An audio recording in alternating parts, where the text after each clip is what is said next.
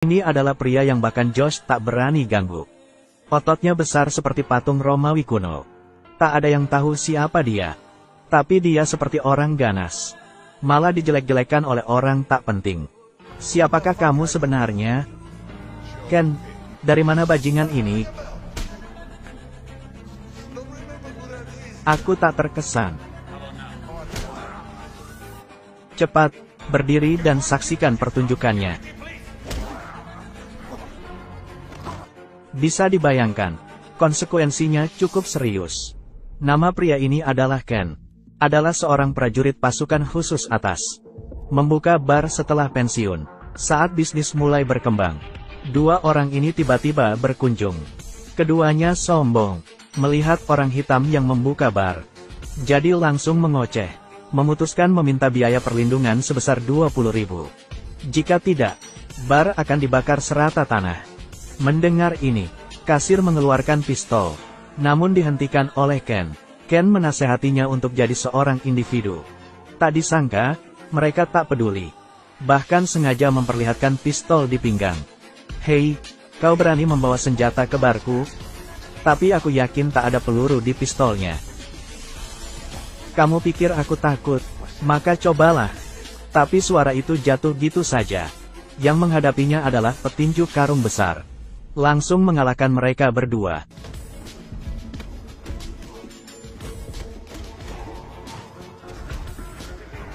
Lalu mengangkat pistol mengendalikan satu orang. Lalu lempar pistolnya. Dan menendangnya. Pecundang itu langsung dihabisi. Dan suara ledakan. Pecundang itu patah 8 tulang rusuknya dalam sekejap. Pecundang masih ingin menyerang di belakangnya. Ken menjentikkan pergelangan tangannya.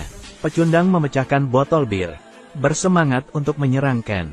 Ken meraih lengannya dengan cepat. Menghantam lawan dengan masam. Pecundang lain belum mendapatkan pijakan. Ken melangkah maju dan menendangnya. Kaca anti peluru Eropa langsung pecah. Pecundang kecil yang sombong tadi ingin mengambil pistolnya. Ken membantingnya. Makanan keren adalah pilihan. Perkelahian selesai. Kamu masih bilang kamu tidak terlalu bisa berkelahi. Benar. Perkelahian adalah kekerasan. Mereka hanya dipukuli, bukan perkelahian secara teknis. Setelah melepaskan kekuatannya, Ken ingin segelas anggur untuk menenangkan diri. Tapi kakak laki-laki tiba-tiba menelepon. Ken mengangkat telepon. Wajahnya langsung berubah. Ternyata adiknya Sam sedang mengejar penjahat. Penjahat tak membicarakan bela diri. Sebuah tembakan dan melukai wanita hamil itu. Sam melangkah untuk memeriksa. Secara tak sengaja dibunuh olehnya. Ken mendapat kabar. Jadi bergegas ke tempat Sam mengalami kecelakaan semalam. Dia mencari bos adiknya dulu, Matt. Meminta secara spesifik. Tapi Matt memberitahu Ken. Pembunuhannya itu secara tak disengaja. Dia ingin Ken melepaskannya. Ken melihat mayat adiknya yang dingin. Dia patah hati sejenak. Dia awalnya pikir kematian adiknya hanyalah kecelakaan. Tapi jika tak ada keadaan normal, maka ada hantu. Ketika ada kesalahan pasti ada setan. Benar saja, di upacara peringatan Sam. Rekan seperjuangan Sam, tiba-tiba mencari Ken. Katakan padanya bahwa itu bukan kecelakaan. Lebih seperti pembunuhan berencana. Membiarkan Ken menyelesaikan pemakaman. Baru bicara berdua dengan Rincin. Tapi tak disangka, pengungkapan informasi ini. Tapi biarkan Gian mengarah pada pembunuhan. Penjahat dengan senjata menyerbu rumah. Demi menghabisi target, lawan mengambil keputusan. Satu tembakan membunuh istri Gian. Melihat itu, Gian langsung melawan dengan senjata. Dengan cepat menembak kedua penjahat. Tanpa diduga, dia ditembak di jantung. Dan dibunuh di tempat. Bibi karena usia terlalu tua. Langsung dipukul penjahat hingga meninggal. Paman tak bisa lakukan apa-apa. Dibunuh penjahat dengan cambuk. Melihat kakaknya yang cantik. Pihak lain ingin mati. Langsung menusuknya. Anak Gian masih dalam kebahagiaan hening dan mandi. Tak tahu bahaya mendekatinya. Seorang penjahat memasuki kamar mandi. Pada akhirnya, tak ada keluarga yang selamat. Mengetahui rekan dibunuh, Nico segera memberitahu Ken kabar itu. Dan ketemuan di bar. Ken tiba-tiba baru masuk tak lama. Seorang wanita seksi. Wanita yang membuat laki-laki tertarik muncul di panggung. Ternyata wanita itu adalah teman lama Ken. 2 tahun tak bertemu. Saat bertemu, cinta lama langsung hidup kembali. Baru saja ingin naik ke atas untuk berkencan. Tapi Jess yang bawa pisau ini tiba-tiba datang. Langsung merusakkan rencana John. Wanita itu berbalik dan pergi. Tapi 2 orang yang baru duduk. Beberapa pecundang tak bermain sesuai aturan. Mau paksa belajar silat dengan wanita cantik. Bagaimana Ken bisa mengabaikan situasi ini? Dia tak bisa melampiaskan amarahnya. Tapi kelompok pecundang ini seperti kurir. Muncul dengan tepat waktu. Maka jangan salahkan Ken karena kejam.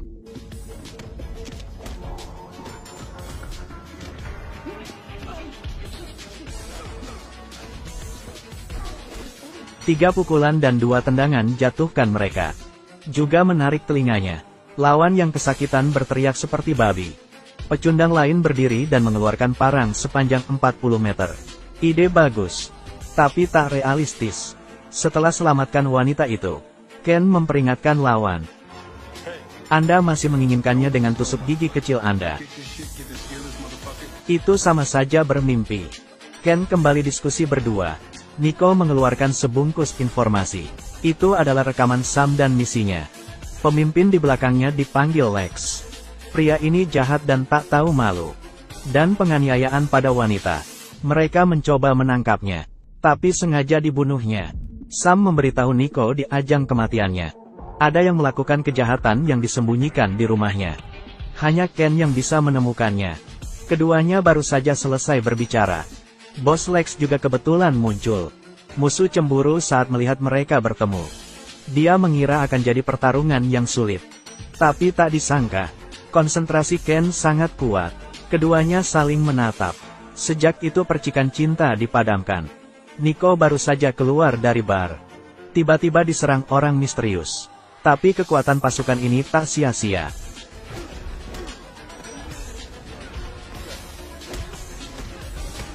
Menjatuhkan mereka dengan 2 tinjuan. Tapi saat dia ingin pergi, sebuah mobil yang melaju mendekat, dan menabrak Nico hingga terjatuh. Ken pulang dan menemukan rekaman video itu. Pria yang di video adalah Lex.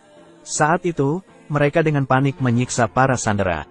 Dan dia hanya orang kedua di organisasi. Tapi bos di belakang layar belum muncul. Tak bisa mengunci identitas sama sekali. Hari berikutnya tiba. Ken sedang memeriksa dokumen. Tapi Lex mengirim video ancaman. Ternyata dia menculik mantan pacarnya.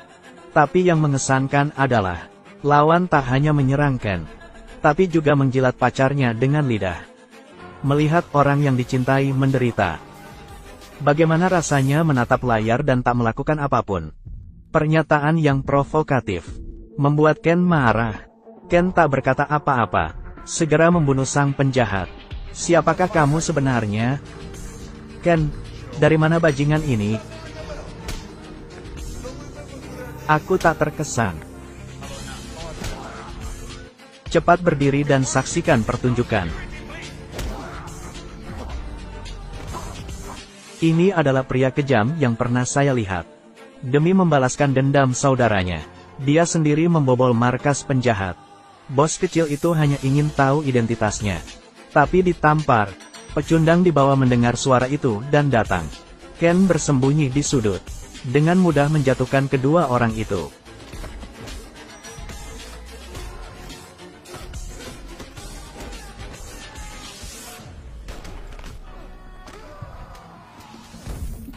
Bos kecil itu mencoba kabur. 1 tendangan Ken. Bos kecil itu terjatuh seperti orang bodoh. Lalu mengayunkan palu 400 kg.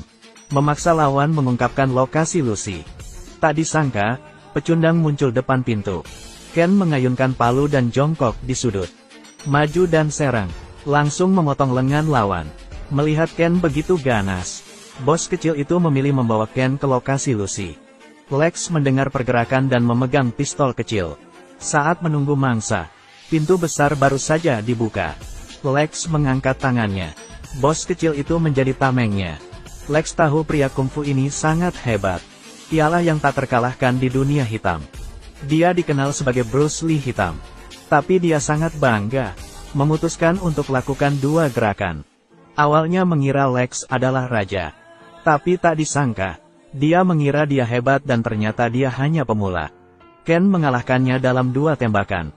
Lalu sebuah tarikan mematahkan lengannya. Dan hancurkannya di atas meja. Mengangkat dan cekik lehernya. Lex sudah mati. Melihat Ken begitu kejam, bos kecil itu benar-benar ketakutan. Dan panik meminta pengampunan. Langsung memberitahu Ken sebuah rahasia. Ternyata pacar adiknya berselingkuh dengan bos. Untuk mengetahui kebenarannya, Ken membawanya ke wanita itu. Tapi mulut wanita adalah hantu penipu. Dia terus bilang dia mencintai adiknya. Untuk memverifikasi kata-kata wanita itu lagi, Ken memintanya untuk kencan dengan bosnya. Jika tidak, bukti kejahatan yang dilakukan akan dipublikasikan. Ken lalu meminta bantu pada Matt. Tapi Matt menganggap itu tugas ilegal. Menolak permintaan Ken. Tapi Nico sangat murah hati. Memutuskan untuk bertarung bersama Ken. Keduanya tiba di tempat perdagangan lebih cepat. Sekitarnya diletakkan banyak ranjau. Keduanya berpisah. Nico mengawasinya. Sementara Ken mengemudi untuk berdagang. Benar saja, bos datang seperti janjinya. Pria ini sangat cerdas. Dia menyuruh adiknya memeriksa lingkungan sekitar dulu. Lalu membawa wanita itu keluar mobil. Untuk membuat Ken menyerahkan video kejahatan itu. Pecundang kurang beruntung.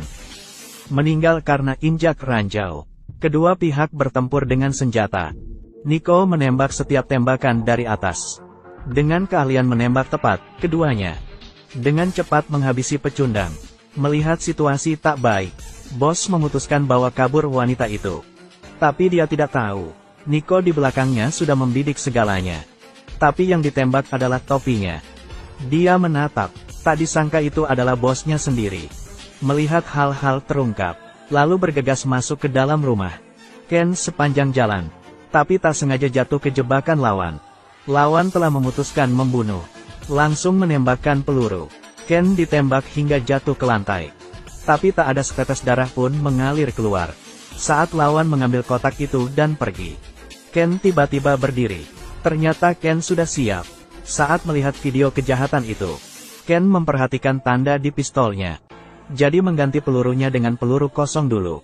Diejek oleh Ken. Lawan menjadi marah. Meninjunya dan bergegas ke depan. Keduanya bertarung. Keduanya tinju di daging.